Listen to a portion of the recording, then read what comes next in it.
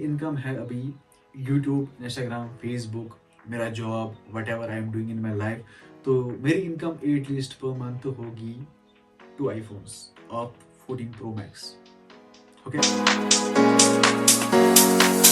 अस्सलाम वालेकुम guys, I hope कि आप सब ठीक होंगे और सब अच्छे से होंगे। हाँ जी, तो अपनी लाइफ के बारे में जो भी मैं आपके साथ शेयर कर रहा हूँ, आज उसका थर्ड पार्ट में बना रहा हूँ। आज बिल्कुल भी मूड नहीं था मुझे वीडियो बनाने का।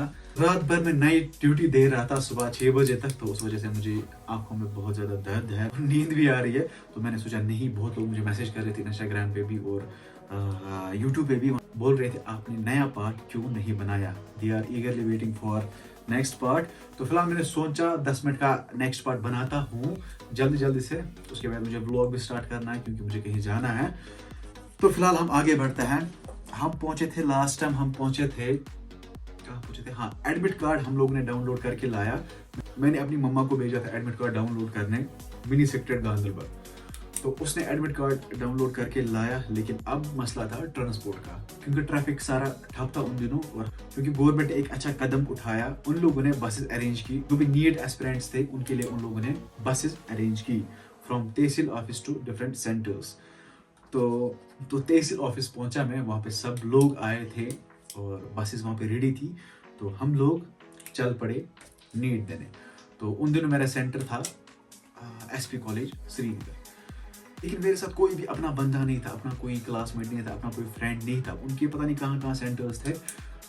तो आकाश का एक लड़का मुझे वहाँ पे दिखा, आदिल भट्ट उनका नाम है। आज वो शायद डॉक्टर है, अल्हम्दुलिल्लाह डॉक्टर है वो आज। हाँ, तो भट्ट साहब उनको मैं बुलाता था, भट्ट साहब। तो भट्ट साहब वहाँ पे मुझे दिखे, वो मेरा सब्सक्राइबर भी है भट्ट साहब। तो भट्ट साहब ने बोला आ जाओ भाई मेरे साथ आ जाओ। तो भट्ट साहब ने मुझे पहले लंच कराया वहाँ पे, क्योंकि भूख बहुत ज्यादा लगी थी। सुबह हम तहसील ऑफिस से 5 बजे निकले थे। तो आदिल ने मुझे वहाँ पे लंच कराया, खाना खिलाया। उसके बाद हम गए एग्जाम सेंटर में एग्जाम देने। तो वहाँ पे पेपर सामने आया। तो मैं पहले अपना नाम लिख रहा हूँ, नाम पता क्वेश्चंस मुझे आते थे। तो स्टार्ट किया मैंने लिखना। मसला क्या हुआ, मिसाल के तौर पर अगर मुझे 60 क्वेश्चंस आते थे, मैंने 80 किए, बाकी मैंने ऐसे गेस किया था। उनके मार्क्स भी कटे थे मुझे। नीट का एग्जाम हो गया, जो ही बाहर निकला मैं, तो मुझे पहले पता था पेपर अच्छा नहीं हुआ है, क्योंकि जब हड़ताल हुआ ना तो उसके बाद अफवाह फैल गई थी कि एग्जाम नहीं होगा नीट का, पता नहीं कब होगा, क्या होगा, वो होगा, ये होगा, क्या इसके हड़ताल के दोनों चुते पान आसान भाई को अफवाह से आसान। तब बहुत ज्यादा अफवाह थी, ये होगा, वो होगा, नीट नहीं होगा, अब पता नहीं क्या होगा। तो मसला हुआ, मैंने नहीं पढ़ा था। जो पहले JKCT हुआ था ना, उस दिन मैंने पढ़ा था, 42 पॉइंट्स आए थे मुझे उस दिन, उन दिनों मैंने पढ़ा था। लेकिन नीट के लिए मैंने बिल्कुल भी पढ़ा नहीं था और मेंटली भी मैं प्रिपेयर नहीं था, क्योंकि मेरे साथ एक मसला हुआ था, बहुत खतरनाक मसला हुआ था।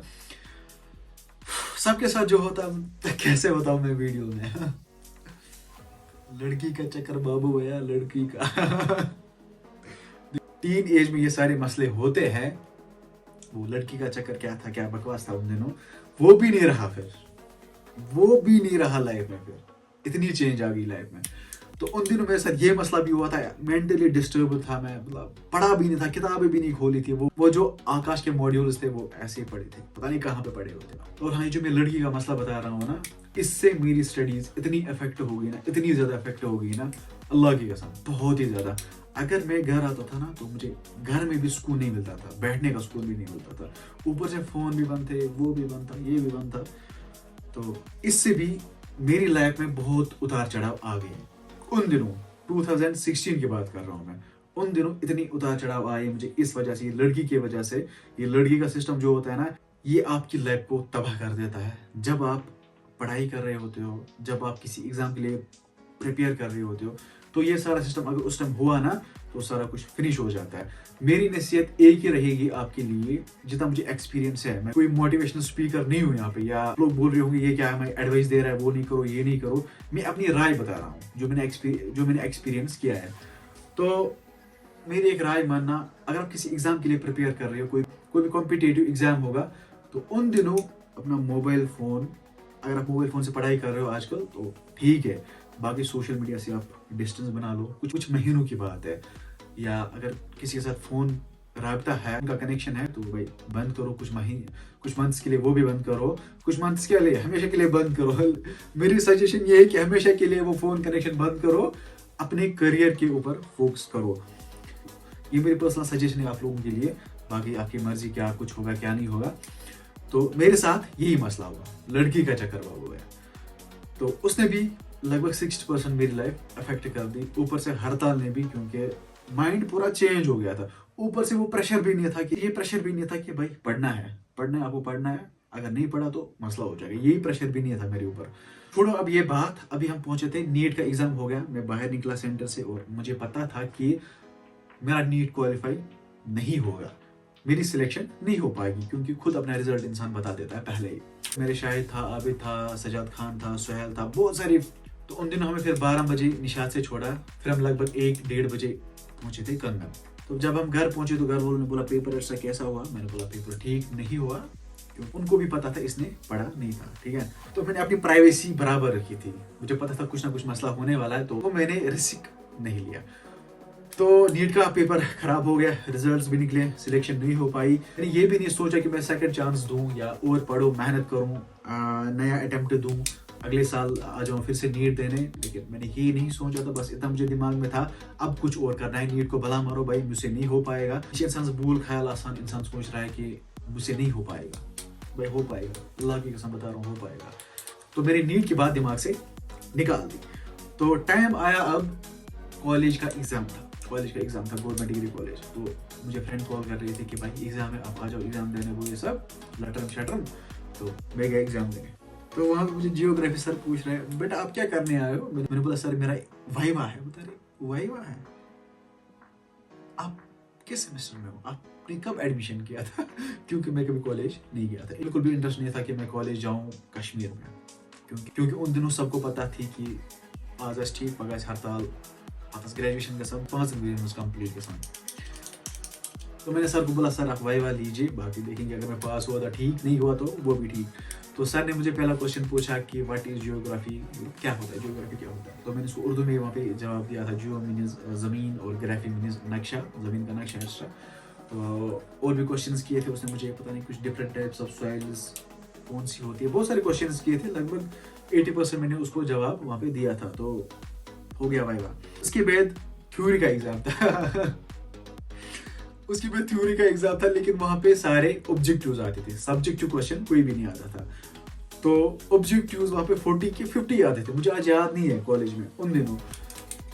तो एग्जाम हॉल में बैठता था, विद इन हाफ टाइम से पहले मैं पेपर कंप्लीट करता था पता नहीं मैं क्या लिखता था, बस ऐसे गैस मार के चला जाता था, क्योंकि मुझे पहले से ही पता थी कि मुझे यहाँ कॉलेज में नहीं पढ़ना है, मुझे बस अब कुछ और करना है।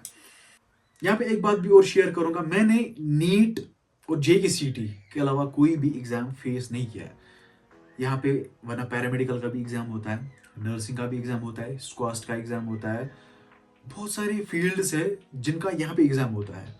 और अल्हम्दुलिल्लाह इतना मुझे पता था कि अगर मैंने स्क्वास्ट का दिया होता या पैरामेडिकल कोर्सेज किसी का भी यहाँ पे दिया होता, मैं क्वालिफाई कर लेता, क्यों? मगर मैंने एक का भी एग्जाम नहीं दिया, क्योंकि पता ही नहीं चलता था कहीं पे फॉर्म निकला है, इसका एग्जाम है या उसका एग्जाम है। हड़ताल बहुत कंटिन्यू, पहले क्या सिस्टम टूल, और लेट भी हड़ताल हुआ था, जुलाई 8 को हड़ताल हुआ था, तो उसकी वजह से बहुत ज्यादा मसला हुआ। अब डिसाइड हुआ यहाँ पे घर में कि मुझे जाना है बांग्लादेश और चाइना MBBS का या रशिया, 3 ऑप्शंस मुझे दी गई।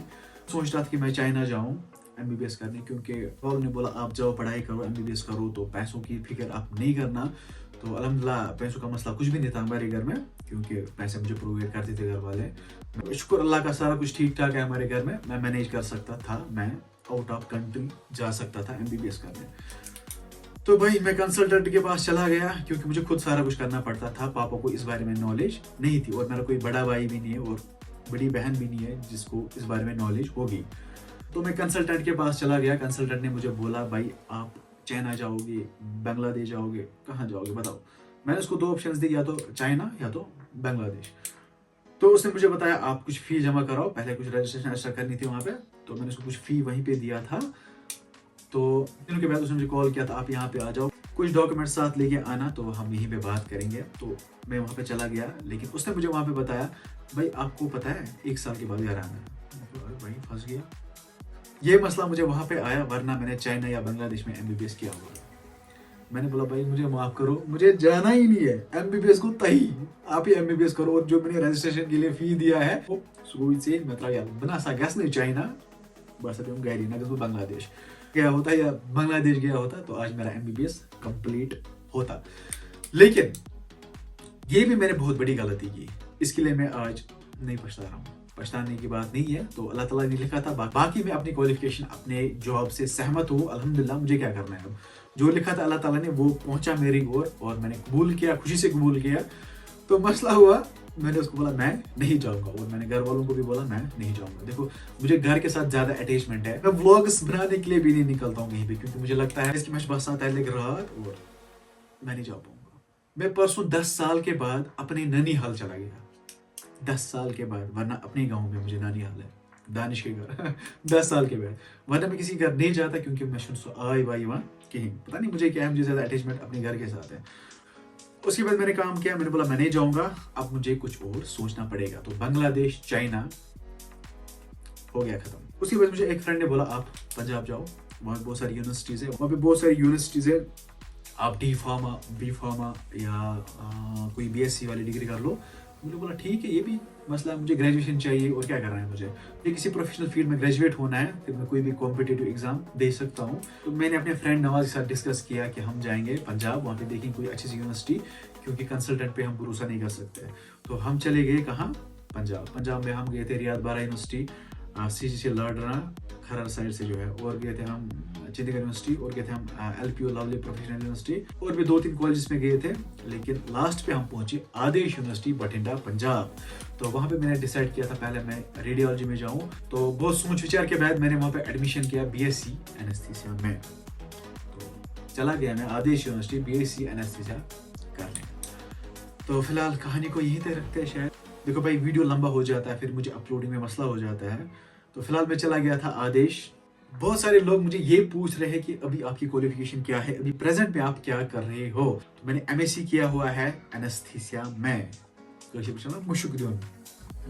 पेशेंट्स, उसी में मैंने मास्टर्स किया हुआ है, प्लस मेरा जियोग्राफी में PG चल रहा है। तो वो वाली डिग्री भी पहुंच जाएगी कुछ मंथ्स में, तो मुझे 2 मास्टर्स होते हैं। और मेरा जॉब क्या है, तो मेरा एक जॉब है वो मैं आपके साथ शेयर नहीं कर सकता हूँ, है कुछ जॉब। बाकी रही बात लास्ट से इनकम पैटर्न, लास्ट पे बात आती है इनकम पे। तो इतना मैं बता सकता हूँ, मेरी इनकम है अभी यूट्यूब, इंस्टाग्राम, फेसबुक, मेरा job, what ever I am doing in my life. तो मेरी इनकम एटलीस्ट पर मंथ होगी 2 iPhones और 14 Pro Max, ओके तो इससे आप खुद अंदाजा लगा सकते हो कितनी इनकम है। लास्ट पे मैं इसी बात पे आऊंगा, मैं इस YouTube की दुनिया में कहां से चला आया, क्यों चला आया, इसमें क्या है इतना कि मैं YouTube पे चला आया। आई होप वीडियो पसंद आया होगा, अगर पसंद आए तो लाइक शेयर सब्सक्राइब कर सकते हैं। हम मिलेंगे नेक्स्ट पार्ट में इंशाल्लाह, क्योंकि मैं बीच बीच में व्लॉग्स भी डालने वाला हूँ। तब तक के लिए आप अपना ख्याल रखिए, अल्लाह निगहबान, फी अमानिल्लाह।